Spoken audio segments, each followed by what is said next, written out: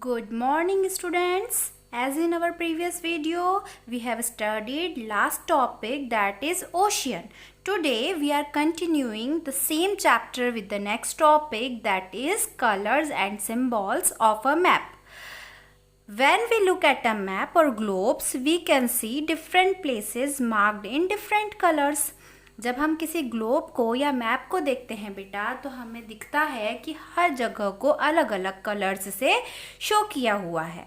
Oceans and other water bodies such as rivers, lakes and seas are marked in blue.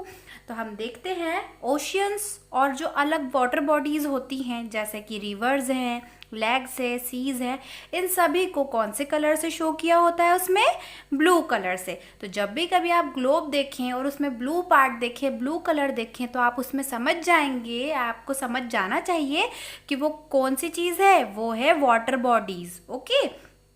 Continents are marked in colour other than blue like brown और yellow.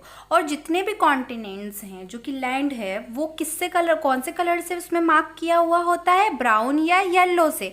उसे हम blue colour से mark नहीं करेंगे. क्यों नहीं करेंगे?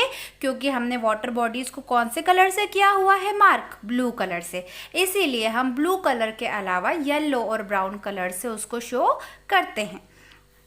Maps also use symbols so that it is easy to understand different features in a small space. अब बेटा हम बात करते हैं मैप्स की. तो मैप्स में जनरली क्या होता है? सिम्बॉल्स का भी यूज़ किया जाता है. कलर्स के साथ साथ सिम्बॉल्स का यूज़ करते हैं, जिससे कि हम एक छोटी सी जगह पर अलग अलग स्पेस, अलग अलग फीचर्स को पता कर सके हम कि कौन सी चीज़ क्या है. सपोज अगर हमें रेलवे देखना होगा किसी मैप में, तो अगर इस तरीके से कहीं पर कुछ साइन बना हुआ होता है तो हमें पता चल जाना चाहिए वहाँ पर क्या है? रेलवे है. अगर इस तरीके का कोई साइन दिया हुआ है तो हमें समझ जाना चाहिए वहाँ पर रिवर है. अगर फॉरेस्ट होगा तो इस तरीके से कुछ शो किया हुआ होगा, माउंटेन होगा तो ऐसे ही लाइकवाइज हम आगे बढ़ते जाते हैं और अलग अलग जगह के अलग अलग सिम्बॉल्स से समझ सकते हैं. ठीक है. The color schemes and symbols all are used in all maps. देखो हर मैप में बेटा अलग अलग कलर स्कीम्स को यूज़ करते हैं और अलग अलग सिम्बॉल्स को यूज़ करते हैं. अगर हम एक बार इन सभी सिम्बॉल्स को समझ जाएं और पढ़ना सीख जाएं तो हमारे लिए मैप्स को पढ़ना या समझना बहुत इजी हो जाता है.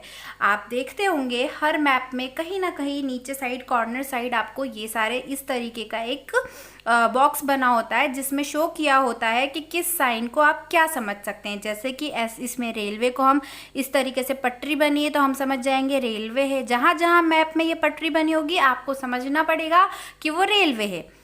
जहाँ जहाँ इस तरीके का कुछ साइन दिखेगा आप समझ जाएंगे वहाँ पर क्या है? उस एरिया में माउंटेन है. अगर ऐसा कुछ बना है तो आपको समझना पड़ेगा कि उस एरिया में डैम है. इसी तरह से आप मैप को पढ़ना सीख जाएंगे. ठीक है. अपना नेक्स्ट टॉपिक है directions on a map. We can locate places on a map with the help of 4 main directions.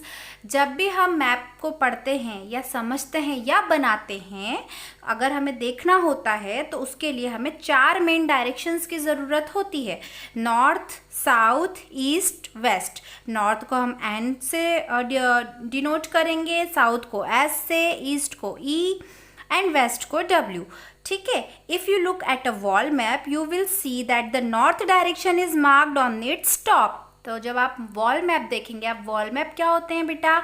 हमने आपको पहले ही बताया, बड़े बड़े मैप्स जिनको हम दीवालों पे टांगते हैं वो होते हैं वॉल मैप्स. तो अगर आप वॉल मैप को देखते होंगे बेटा, या आपने कभी देखा होगा, तो आप नोटिस करेंगे कि उसमें 4 डायरेक्शन शो किए हुए होते हैं, जिसमें नॉर्थ जो है ऊपर लिखा रहता है, साउथ नीचे, वेस्ट लेफ्ट साइड में और ईस्ट राइट साइड में. ठीक है. If you look on the wall map, you will see that the north direction is marked on its top. The bottom of the map will be marked as south. To your left will be west, while to your right will be east.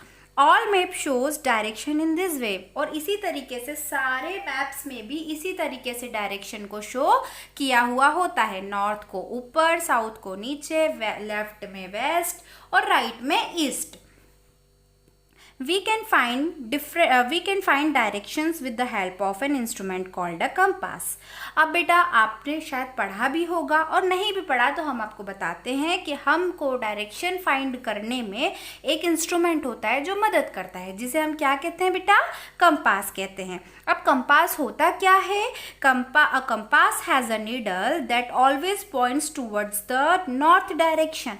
Compass एक ऐसा instrument होता है बेटा जिसमें needle लगी होती है, एक सुई लगी होती है, ये देखिए, और ये सुई हमेशा कौन से डायरेक्शन को शो करती है? हमेशा नॉर्थ को शो करती है. तो जैसे ही आपको पता चल जाता है कि नॉर्थ की तरफ वो सुई, कहीं पर भी आप जाइए नॉर्थ डायरेक्शन में वो सुई घूम जाएगी, सीधे उसको किसको पॉइंट करेगी? वो नॉर्थ को.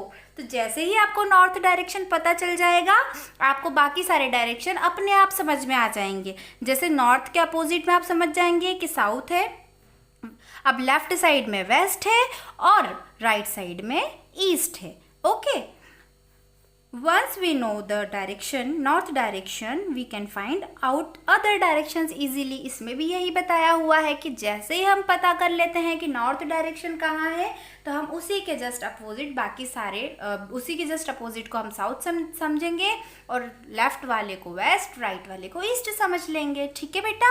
With this we have done with our chapter's explanation. We will meet with our next chapter in our next video. Till then, thank you so much. Have a nice day.